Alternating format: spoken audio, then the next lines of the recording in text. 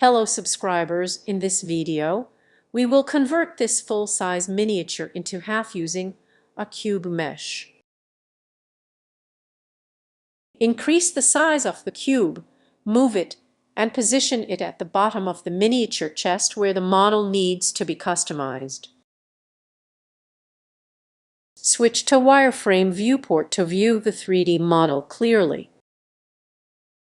Adjust the cube position slightly as needed. Select the body model and go to the Modifiers tab.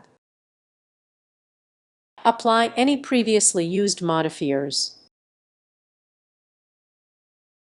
Add a Boolean modifier and set the cube as the target object. Click the exact or fast options to see which suits best, then apply the modifier.